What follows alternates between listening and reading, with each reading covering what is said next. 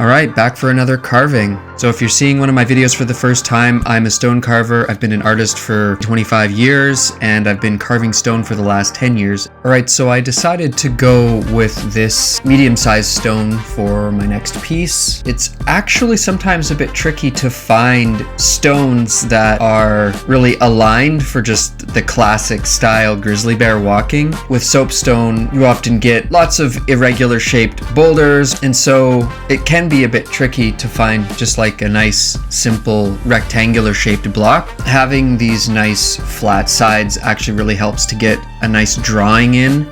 I have learned over the years to really trust that initial drawing and don't underestimate the power of that initial sketch that you're putting on the stone. Of course, it's very likely that you're going to carve that drawing off pretty quickly. However, the sentiment or the essence of that initial sketch kind of sets you on your way and sets the design on its way. I wanted the front paw to be more extended out forward. These subtle changes create massive transformation in the pieces. I've realized that you can be more free than you think. You have an idea of how you want the head to be or the body to be. Let's say you encounter a fault in the stone where you actually end up having to do the nose a little bit shorter or the ears a little bit longer. That's just determining the unique characteristic of the bear. If you look at a bear species, their faces are always completely different. Some of them have long noses, some of them have bigger ears. And so to allow for that breathability or flexibility or just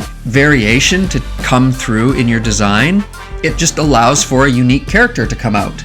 That's one reason why I don't use models and I like this direct carving process or kind of freestyle process where yes, I'm using a ton of references, but I'm literally carving into the stone as I'm creating my design. I'm just trying to keep it fluid because I'm essentially leaving the door open for things to happen that I didn't plan for, right? The unexpected.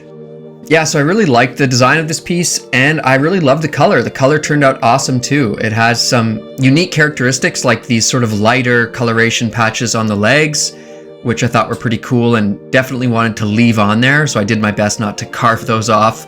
So there it is, nice little piece. As always, if you're interested in any of my work, definitely reach out to me. I have a contact in my bio. Otherwise, thank you everybody for following along and supporting what I do as an artist.